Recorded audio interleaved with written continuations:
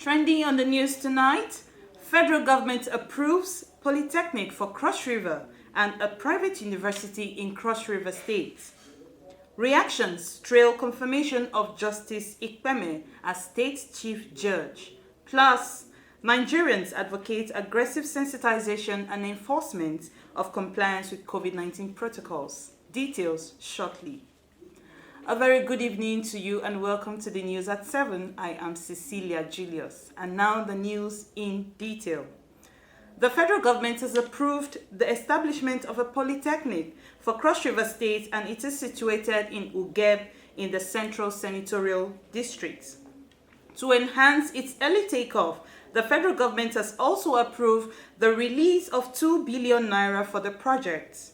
The new school is to take off in October this year, and the approval has already been communicated to the Minister of State for Power, Mr. Godi Jediagba, who is the highest-ranking political leader in the Buhari administration from the states. Similarly, the Federal Executive Council has approved the establishment of 20 private universities in the country, including Havila University, Nde, Ikom, Cross River State. The approval was given yesterday at the Federal Executive Council meeting in Abuja. 9 of the universities are located in the North Central, 3 in the South-South, 2 in Southeast, 5 of them in Northwest, and 1 in Southwest. Havila University, Nde, Ikom, makes it the second private university in Cross River State, with the first being Otto Jarvis University, Akpabuyo. And still on justice, good governance is essential for the enthronement of respect for the rule of law, which is described as fundamental in promoting rights and advancing democracy in any country. Legal practitioners, while reacting to the recent confirmation of Justice Akon Ikpeme as the Chief Judge of Cross River State, described the development as a move in the right direction. Udwak Etten has details. The rule of law is the bedrock upon which good governance is built, hence the trust of the judiciary as the hope of a common man. Cross River State's judiciary has been in the news for some time now concerning the confirmation of a substantive chief judge. The recent confirmation of Justice Akon Ikpeme as the Chief Judge of Cross River State by the State House of Assembly has not only put to rest concerns from various quarters, but it has generated reactions from Nigerians who describe the move as a welcome development while calling on her to dispense justice without fear or favor. It's a good thing because it has gone a long way to put a smile on the face of people.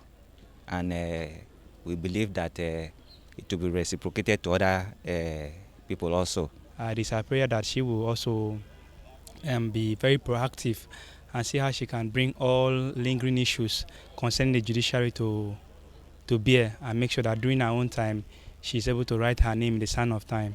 But we thank God for the House of Cross River House of Assembly for them to team in feet and stood on their ground to really do the needful.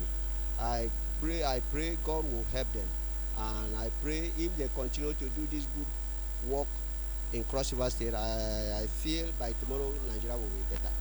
For legal practitioners, the confirmation is a victory for democracy, as the rule of law is fundamental to the peace and stability in Cross River State and Nigeria. Constitutional issue, the section 274 of the Constitution is apt on the issue, sub 4.5, it's apt on the issue that when the judge retire or ceases to function, the highest ranking judge in the state, the highest in rank to that person should automatically become, he will be appointed by governor as, first of all, as acting, and then to be sworn in or confirmed by House of Assembly as substantive. It is the hope of the people of Cross River State that judiciary will be reformed for prompt dispensation of justice.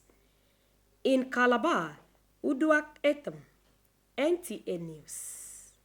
Newly deployed Commissioner of Police Cross River State, Sikiru Akonde, has pledged to ensure that security threats against the well-being of NTA Calabar and the state remains a thing of the past.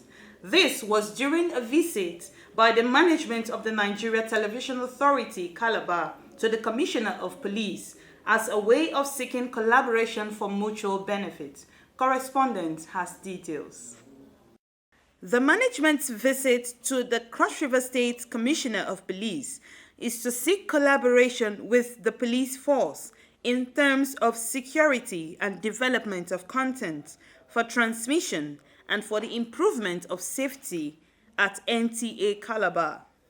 The General Manager, NTA Calabar, Samuel Olalude, who led the management, is appealing for partnership to build a vibrant relationship with the police. We need to come and see you for collaboration in terms of security, for collaboration in terms of programs content, because we have one of our programs, Security Watch, which is being, we televise it, and we will need a lot of content from you in terms of personnel and in terms of input and experience to make the program much more better, so that everybody will be security conscious and will know the value of security. The commissioner therefore affirmed his readiness to partner with the station to ensure that no harm is henceforth inflicted on the facility, which he noted is just coming back after the NSAS attack. They should have that belief that no fly will come near them again now that we are here. I am assuring you, we'll do everything humanly possible to protect everything that is of federal government interest and state government interest. That thing that happened during the NSAS will never repeat itself again while we are here. A plaque was presented to the NTA Calabar to mark the visit. And now to COVID-19 updates. 1,138 new cases of COVID-19 has been confirmed in the country by the Nigeria Center for Disease Control (NCDC). Lagos, the epicenter, records 377, FCT 172, Plateau 86, Kano 84, Edo 60, Osun 47, Nasarawa 41, Imo 40, Rivers 36, Niger 32, Oyo 32, Borno 29, Kaduna 27, Delta 18 and Kwara 17, while Cross River records 9, Ekiti 8, Bauchi and Ogun 7 each, Sokoto 6 and Bayelsa 3.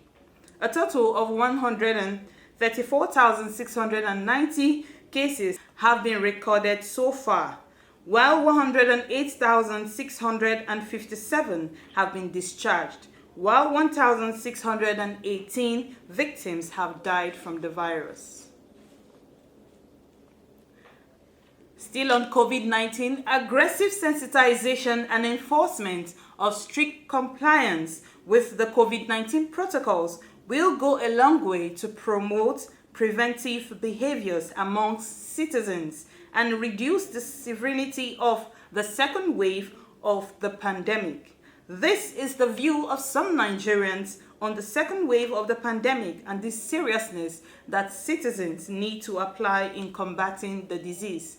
Justina Etham reports. The increasing number of COVID-19 cases recorded in recent times is an indication that Nigeria is in the second wave of the pandemic. Experts say, like any other viral disease, COVID-19 in its second wave is more difficult to tackle. Given this scenario, It is obvious that the major factor that may have fueled the spike in cases of the pandemic is a negative human behavior contrary to laid-down protocols. At a time when the Nigeria Center for Disease Control is raising concerns over a second wave and accessing hope offered by the arrival of the vaccine is still days ahead, how aware and serious are Nigerians in the handling of the second wave? I don't joke with that. If you go to my car there, you see the hand sanitizer. I wash my hand as often as possible.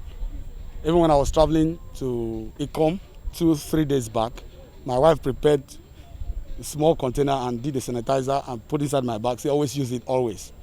And you can see that my nose mask is always with me. And here in school, before you enter the gate, you must have your nose mask. And even in my class, if you don't have your nose mask, I send you out. They are very aware because if you go to churches, they do follow some guidelines. You use your nose mask, you use the hand sanitizer.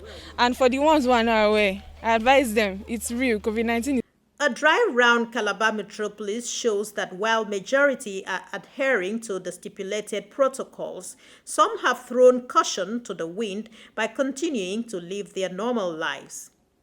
When you're going with masks like this, they look at you, they even look at you like a mad person. With this connection of MTN and all these things, that I'm seeing those crowds, that the government should say something of extending this line, and it should not be strictly now.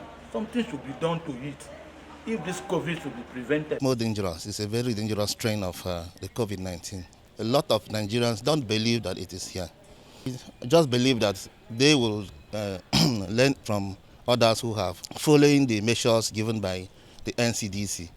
As the COVID-19 pandemic continues to rage, health experts advocate strict adherence to protocols, especially now that the presidential executive order is in full force.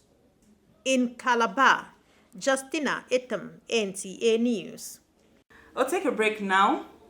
We'll be back with more news after this commercial. Please stay with us. Wow! Like the drops of waters, slow but steady, we have become bigger, stronger, south of the Niger. NTA Calabar, back with a bang. HD signals, much programs. Tune to us today and every day. Hook on to us on Star Times Channel 103 and on VHF Band Channel 9. Watch the best of your delights on sweet HD colors.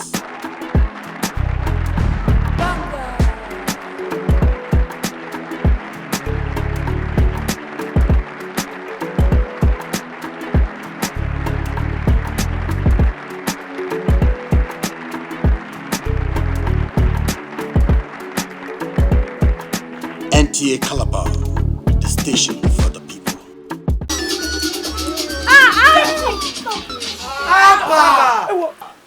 Una no vex. Una never hear of coronavirus. Prevention is better pass cure. See this thing. Hand sanitizer. Now one way to take prevent coronavirus with that. See, another one be say we go wash our hands clean with soap and with water. Another one be say when we want sneeze, abi we want cough. Oh yeah, make we dab together. Correct people. If you see say you get symptom of fever or difficulty in breathing, abeg make you dey your day, make you sit down. Nigeria, our culture dey promote cleanliness. Let the celebration continue. This message is from NTA and NCAC. Welcome back. It's good to know you are still watching. If you're just joining us, this is NTA Calabar Channel 9 News at 7, right from our studios in Calabar. Now to the rest of the news. The Coronavirus Disease Health Protection Regulations 2021 is a legal instrument meant to safeguard the health of Nigerians, and the Federal Ministry of Environment is set to enforce it. To this end, the ministry has mobilized a team of environment health officers for heightened surveillance of public place to monitor compliance with the presidential regulations. Onengie Fineface reports. In reaction to what is termed unpatriotic disregard to the COVID-19 prevention protocol nationwide. Minister of Environment Mohammed Mahmoud Abubakar says the COVID-19 Health Protection Regulation 2021 signed by the President aims to give legal backing to enforcement of preventive measures. Environmental health officers in the ministry will spearhead surveillance of public places to enforce the regulations. We all as citizens have responsibility to ensure that all the provisions therein are complied with in the interest of all of us. Remember that the health of one is the health of all. Failure to carry out this directive to monitor and enforce compliance, especially with non-pharmaceutical measures, will also attract sanctions. We are going to put a monitoring committee that will monitor the practitioners in the field. How far are they going as far as the enforcement of the regulation as contained in the 2021 HPRS? The ministry wants Nigerians, especially operators of public spaces, to increase the frequency of disinfection to contain spread of the virus. In Abuja, Onengiye Fine Face, NT News. And away from the state, there are indications that micro, small and medium enterprises are among the most adversely affected subsector of the nation's economy by the lingering COVID-19 pandemic. Kama examines the situation in Suleja, a business hub potentially driving economic growth. Suleja town is strategic as a community close to the FCT, though situated in Niger State. It is a commercial nerve because of its market potential, but businesses have witnessed supply chain disruptions and low demands for products and services, which in turn have resulted in substantial revenue loss. This has complicated the challenges of the vulnerable micro, small and medium enterprises sector, making the sector one of the most adversely affected by the economic fallout of the pandemic. My business is very okay before this corona comes. The materials we are using is double, so we no longer get profit the way we have before again. So it affects our system. The pandemic, they say, has brought with it some challenges that they are grappling with. Work no day. No any work. Son, now company where they work before, they don't close the company. Some people where they do Okada now. Some people where they work for the company, now they do Okada now. Business is going down now because people are scared of coming close to each other and all that. However, Muhammad Biamino, an automobile engineer, believes that intervention through economic stimulus package is a very way to go to fast-track recovery. We need assistance from the government. Most of the country now, we are lack of jobs, and to have a factory where the youth can work. They will say they're not. What is the cost of unemployment in the country? That because of lack of the factory. When you have a factory like this, our area now, we have a factory now. Everybody will be able to go to apply. You have little things to be surviving in our life. The operators of these businesses, while appreciating efforts of the federal government through various interventions, however, lamented the little or no efforts from state government. Beyond the effects of the COVID-19 pandemic on small business is the emergence of the resilient Nigerian spirit determined to succeed. In Suleja, Kama, NTA News. The federal government has assured Nigerians that COVID-19 vaccines, like other previous vaccines, will be validated by NAFDAC before they are administered on Nigerians. Yet, the social medical has been awash with a range of conspiracy theories about the COVID-19 vaccine. Correspondent Mitirie Ipen sought the opinion of health experts and analysts to distinguish the facts from the fiction. Health experts describe vaccination as the safest and most effective public health intervention known to man. All of humanity have been vulnerable to the COVID-19 pandemic, but the vaccine brings succor and a lifeline to the human race. With a vaccine, all right, it will drastically slow down and reduce the spread and the fatalities. While Nigeria is still expecting her share of COVID-19 vaccines, conspiracy theories are moving faster than the vaccines. Common questions and concerns about the COVID-19 vaccine include, does it interfere with the human DNA? In this case, the messenger RNA that is injected actually goes into the cell and produces a piece of the viral protein that the immune system will recognize. But it doesn't integrate within human DNA. It doesn't. Why was it developed with phenomenal speed? The mRNA technology is a new one because it took us 10 years to invent a vaccine using the modified traditional way, and then new technology should also take us 10 years. No, it doesn't make sense. Are there side effects? Yes, there are a few unexpected reactions, but it's normal with everything. Even with the very safe polio vaccine, there are cases of 1 in a million where you actually give the vaccine and the person comes up with a polio. Will you, because of that 1 in a million, not vaccinate 1 million less one? Why are the non-pharmaceutical interventions still needed after vaccination? When we are vaccinated, it takes about, on average basis of 45 days for us to develop the immunity. What happens to us in those 45 days that we are waiting? We should take this very, very serious.